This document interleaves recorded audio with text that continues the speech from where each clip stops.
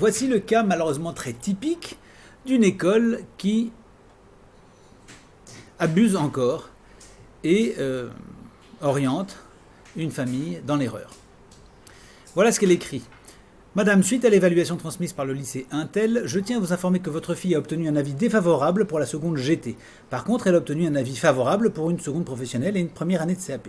Jusqu'ici, rien à dire, ce sont des avis favorables ou défavorables. Bon, il se trouve que cette famille préférerait que son enfant aille en seconde GT. Je vous invite donc à me transmettre par retour de courrier et avant le 17 juin à 17h la fiche préparatoire à la saisine FLNet indiquant que vos vœux en seconde professionnelle et en vos vœux en seconde professionnelle et en première année de CAP. Comment ça?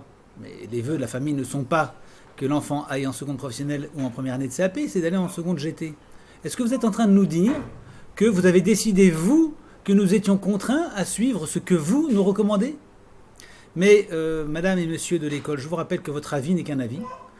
Et c'est purement consultatif. Si nous décidons que notre enfant ira dans un autre établissement, ou ailleurs, ou redoublera, ou passera dans une classe supérieure, c'est notre choix total, absolu et indiscutable. Vous n'avez rien à y opposer. Par ailleurs, il n'y a pas de délai, c'est une parenthèse, mais il n'y a pas de délai contraignant du point de vue de la loi. Donc la réponse à faire dans ces cas-là, c'est quelque chose comme « Bonjour madame, mon vœu est donc la seconde GT. Si vous souhaitez vous y opposer, merci de me l'écrire afin que je prenne mes dispositions avec mon avocat, lequel se fera un devoir de vous poursuivre devant le tribunal administratif pour obstruction au droit d'instruction de mon enfant. » Il y a des variantes, vous pouvez dire merci de me l'écrire noir sur blanc afin que je puisse vous poursuivre devant le tribunal administratif pour obstruction au droit de l'enfant. Voilà. Comme ça leur remettra en tête une petite chose qui est un simple détail, c'est que c'est la famille qui décide toujours et exclusivement de l'orientation de l'enfant.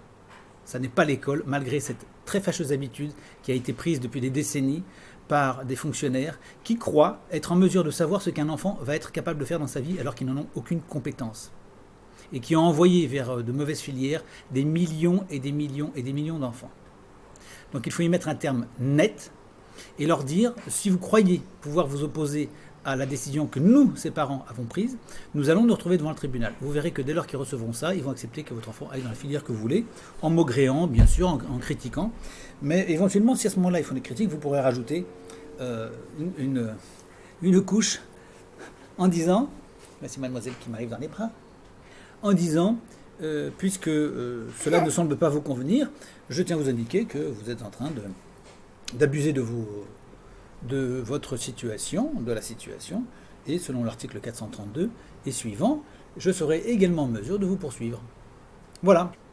Alors, j'ajoute juste un petit mot, c'est que certains sites ne se privent pas de vous raconter strictement n'importe quoi, tel que celui-ci. Vous voyez, donc, si à l'issue du dernier conseil de classe de l'année, vous souhaitez contester la décision d'orientation scolaire pour votre enfant, sachez que vous pouvez passer par une commission d'appel. Pour tout savoir sur les étapes de cette contestation, suivez le guide avec Valérie Pio, avocate et spécialiste des questions liées à l'éducation. Bah oui, certainement. Hein. La fin de l'année approche à grands pas, votre enfant sera bientôt contesté. Le conseil du troisième trimestre validera ou non ses attentes, d'accord? Si l'élève se voit opposer un refus et proposer une toute autre orientation de celle qu'il a choisie, merci, pas de panique, il y a toujours possibilité de faire appel et d'obtenir gain de cause. Tu m'étonnes. C'est la loi, enfin bon, bref. Le point avec Valérie Pio, avocate spécialiste des questions liées à l'éducation et auteur de Les droits des élèves à l'école, au lycée, au collège. Bon, on n'achètera pas son livre. Hein. Contester une orientation, elle nous dit qu'il faut d'abord voir le chef d'établissement. Donc déjà, vous êtes obligé, vous, d'aller faire allégeance au chef d'établissement. Si la décision d'orientation prise lors du conseil de classe ne correspond pas aux attentes de l'élève ni à celles de ses parents, il est toujours possible de faire un recours prenant notamment rendez-vous avec le chef d'établissement pour un entretien. En effet, ce dernier est décisionnaire. C'est faux. Ça n'est marqué nulle part dans la loi. Nulle part dans la loi. Caractéristique de ce genre de site, on vous raconte strictement n'importe quoi, au gré du vent. Et on va chercher des soi-disant experts, avocats, etc., qui vous expliquent. Mais c'est effroyable. C'est effroyable comme on a enveloppé la vie du citoyen de toutes sortes de contraintes, de passer par un tel et par un tel pour avoir telle réponse. Ça n'est marqué dans aucune loi. Dans aucune loi, il est indiqué le chef d'établissement décide de l'orientation de l'enfant. C'est totalement inconstitutionnel. Donc encore une avocate qui devrait aller se rhabiller et troquer sa robe d'avocate pour, je ne sais pas moi, le bleu de chauffe des cheminots, par exemple. Avant toute chose, pour Valérie Pieux, avocate, il est important de préparer son argumentation avant la rencontre. Bah oui, parce qu'en plus, vous avez peur et qu'il faut bien vous préparer parce que vous allez obtenir, peut-être, le droit. Le droit, vous allez demander une autorisation. Vous allez bien vous défendre, c'est important parce que votre seigneur et maître, le chef d'établissement, éventuellement, n'acceptera pas. Et voilà le genre de niaiserie, de bêtises qu'on lit sur Internet. Donc, contester une orientation, saisir la commission d'appel. Parce qu'on va faire, bien sûr, alors vous avez un problème avec l'école, donc on va faire appel à une commission d'appel de l'école. Il n'y a pas de problème. Donc là, vous êtes sûr qu'on va vous entendre, vous écouter. Bon, alors vous perdez pas du temps avec tout ça, d'accord? Voilà, vous allez directement, voilà. Au moins, vous voyez, on finit par vous dire quand même la vérité. Il y a un problème, vous portez plainte au tribunal administratif. D'accord? On parle bien sûr de la commission, du domaine public ici. Mais c'est vrai dans le domaine privé aussi. L'établissement ne peut pas refuser un établissement à un enfant dans son orientation pour des raisons qu'il est défavorable à cette orientation. Il faudra trouver autre chose.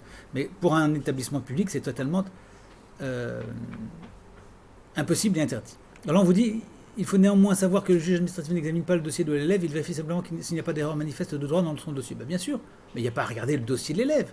C'est du droit pur. Il vous suffit de dire, tel établissement s'oppose au droit d'instruction de mon enfant, et l'affaire est pliée, c'est fini. Vous pouvez parfaitement le dire et obtenir justice immédiatement.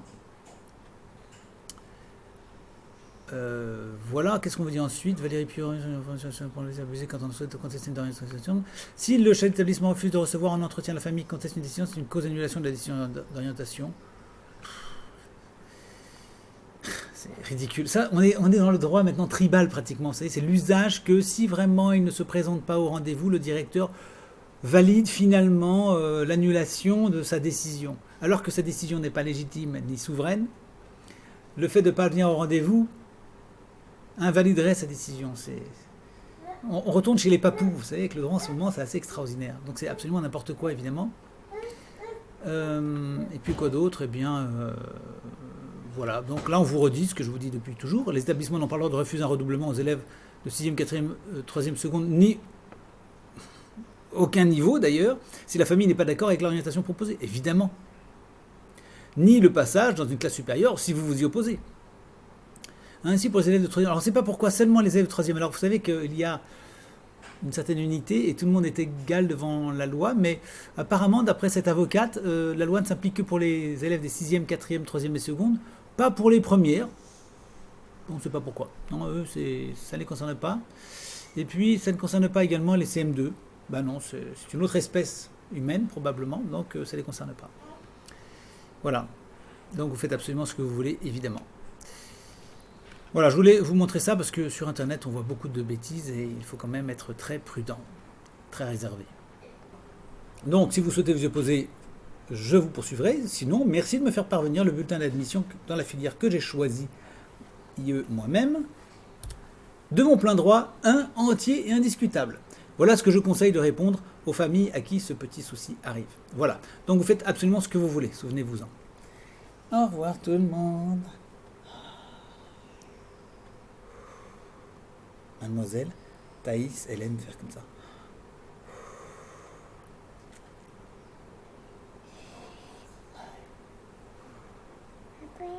Bye bye, au revoir.